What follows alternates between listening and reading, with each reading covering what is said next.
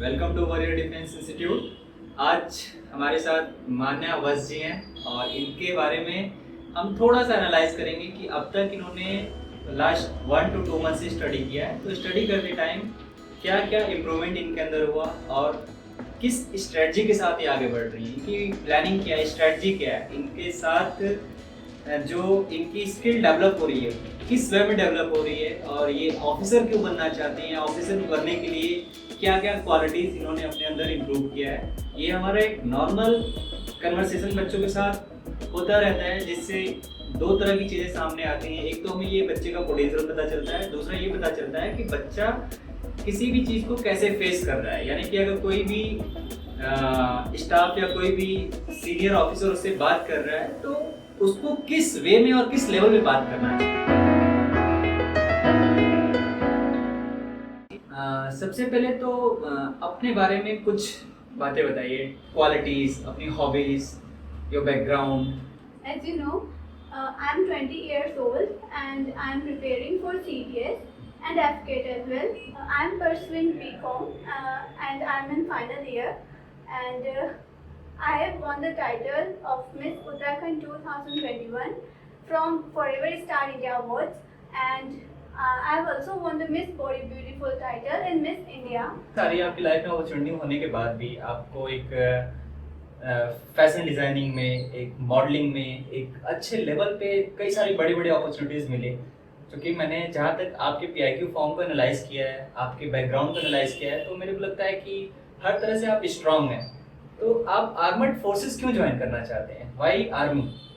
Sir मेरे अंदर sir starting से ही जब मैं 4th क्लास में थी तब से मेरे को पता चला है कि हाँ क्या होता है दुनिया में और कौन कौन सी लाइन है। अब मेरे को मतलब मेरे फैमिली ने मेरे को स्टार्टिंग से ही उन्होंने बोलना स्टार्ट किया था। एक छवि IPS ऑफिसर बनी थी उस टाइम पर जब मैं छोटी थी। Chhavi? Yes sir, her name was Chhavi. तो सर मेरे फैमिली मेम्बर्स बोलते थे कि आपको छवि जैसे करके दिखाना है। तो सर तब मेरी बहुत सारी मतलब फील्ड में इंटरेस्ट जाने लगा। बट स्टार्टिंग से ही बचपन से 1st क्लास से सर मैं स्टेज पर जाके स्पीकअप करती थी 15 अगस्त को, 26 जनवरी को। एंड सर वहाँ पर जाके मैं मतलब देशभक्ति के नारे, तो सर वो अंदर से मेरे अंदर स्टार्टिंग से ही है।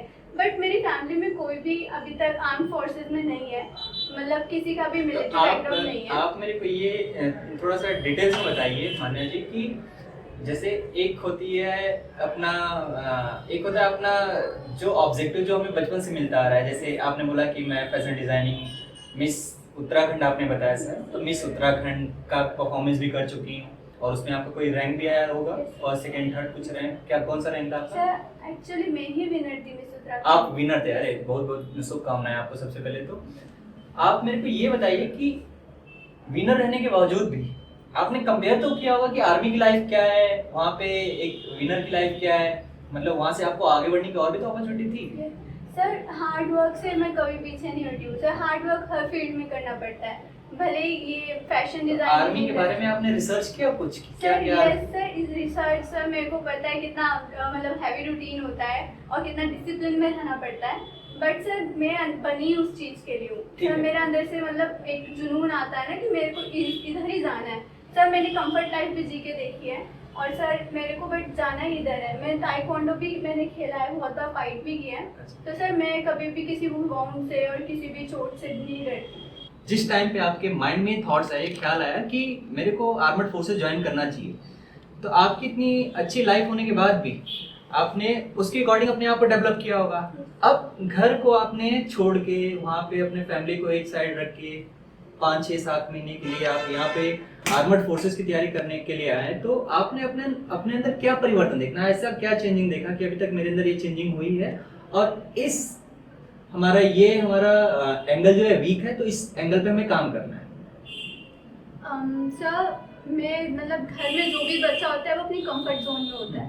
तो सर हम इधर आए हैं, वॉरियर डिफेंस इंस्टीट्यूट में आए हैं। इधर आकर हमारा मतलब रूटीन ही चेंज हो जाता है और हमारा माइंड पहले से सेटअप रहता है। मतलब हॉस्टल में भी जितने बच्चे होते हैं सबका सेटअप रहता है कि हाँ हमें पढ़ना है तो पढ़ना है, हमें हमारी डेडलाइन है। आप जैसे बोलते हैं, आप हमें समझाते हैं कि फर्स्ट चांस ही लास्ट चांस होता है, अपने फर्स्ट चांस को ही लास्ट चांस की जैसे इस्तेमाल करो। तो सर वो चीज़ हमारे माइंड में बैठी हुई है। और सर हम 3 बजे तक भी पढ़ते हैं, हम कॉफ़ी बना बना के पीते हैं जिससे हमें नींद ना आए।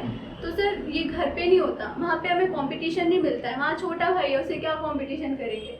यहाँ पर मतलब इन्वायरमेंट ही ऐसा है कि हमें पढ़ाई के लिए हम तो आपको जैसे कोई भी क्लासेस जब चलती हैं, जो आपकी क्लासेस का शेड्यूल है, शेड्यूल के बाद आपको कुछ ऐसा होमवर्क वगैरह मिलता है इंस्टीट्यूट की तरफ से, जो होमवर्क आपको करना होता है, और करना किस हद तक होता है कि अगर आपने होमवर्क को पूरा किया है नहीं किया है तो उसके लिए क्या क्या चीज़ें आपको सामना करना पड़ता है? सर होमवर्क तो डेली मिलता है, डेली वर्कशीट्स मिलती हैं, टेस्ट होते हैं वीकली। एंड सर अगर आपको भी पता है सर हमें कैसे मतलब पनिशमेंट दी जाती है अगर हम होमवर्क ना करें।